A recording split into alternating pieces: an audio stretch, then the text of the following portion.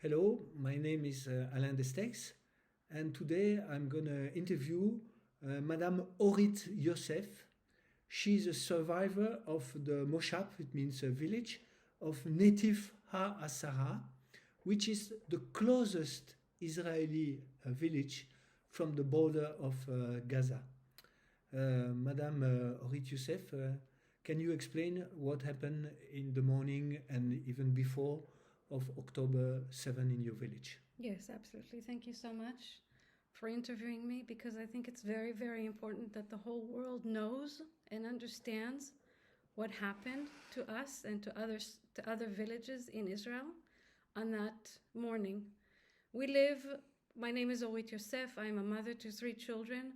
I am married to Sagi Yosef, and I live in a village called Netiv Asara that is at 100 meters from the border with Gaza. And for 18 years, we have been living with rockets being thrown on us, mortar shells, different operations. I've had to evacuate my home more than 5 times during these 18 years.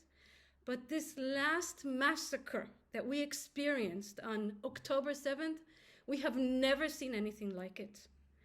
And this happened because Hamas, for the last 18 years, has practiced, has prepared, has done everything in their power to come into Israel and kill innocent civilians. It's not a war of army against army. It's a war to kill Jews. It's as simple as that. And on October 7th, 6:28 in the morning, we have never had such an enormous amount of sirens at the same time as this morning. And at 6:38, we went down where we were instructed to go into the safe room, lock the door, because there are Hamas terrorists in the village. And we were told, lock the house, do not go outside, and if you have a weapon, be prepared. And we had 3 paragliders from the air come into, Hamas terrorists come in by air into our village and land in our village and terrorize it and kill civilians, innocent civilians. And we have, thank God, a squad, an emergency squad that saved us. Because the minute they saw the paraglider come in, they immediately went out and they started fighting with these people. And we've had a mother and a daughter and a child killed. And we had a husband, a father killed. And we had 2 children killed.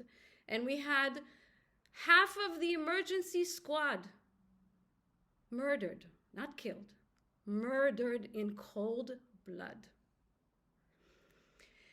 And on that day, we had no emergency in some of the area, no water in some of the village, no electricity in some of the village. The cellular internet didn't work, and so we were in the dark. We didn't know that we were being massacred. We didn't know that not only our village was being massacred, but around the villages, around the surrounding Gaza Strip were being massacred. And only at 2:30 in the afternoon, I managed to get a phone call from my son, who was up north. And he said to me, Mama, we got a message.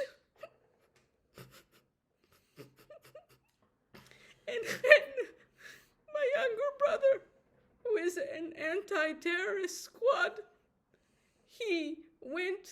he was called to protect us. And he was killed, he was murdered, and he's dead. My little brother, who's 43 years old, has a wife and 4 little kids. His youngest child is a year and a half. It's not just my story. It's a story of so many people. So many people have died. So many people were murdered. and our fields of agriculture fields are ruined, and houses have been burned. And at 5:30, we managed to get a message saying, you are now, the moshav is cleared, you can leave. So we got in the car with 2 pairs of underwear and socks and what we had. We got in the cars, we took the dog, and we left. We fled. We fled the area. Could you explain what happened with the tower that Hamas built a few months before the attack, and why this tower above the village was not destroyed? The tower was built more than a few months before. It was built almost a year. There was the Operation Shomer Chomot, and that's when, after that, it was built. And I must say that the entire village protested that such a tower should even exist, watching our every single move. They watched us when we walked into our doors and we walked out of our doors. They knew our every step. And we protested that it would be destroyed. So you informed the military authorities? Absolutely, absolutely. But I have you know that it was destroyed, and the next day it was But it was rebuilt. not destroyed again. Again, it was not destroyed. And I must say that during the Sukkot holiday, It's the military holiday just before 7 October. Well, the Sukkot holiday is a week long, and so the 7th of October was the holiday that we were supposed to celebrate, and the week before it's a week long holiday, and during that time we have never heard the Hamas exercise so hard as we heard that week. And we are so used to it. For 18 years, we're used to hearing them practice, and we are used to hearing gunshots, and we're used to this. But we've never heard it so bad and so loud as we heard just a few days before the attack, before the massacre on October 7th. Did you inform the authorities about this increase of preparation? Yes, I'm sure we did. I'm sure we did. Okay, could you tell the story of the village lost 20 of our friends and yes, 20 yes. friends and family, but I just would like to mention one, Mr. Gil Tassa. Can you explain what he did? Because I think he's a very brave man. He is a very should brave be man. Remembered. He should be remembered. They all should be remembered. But Gil Of course, yes.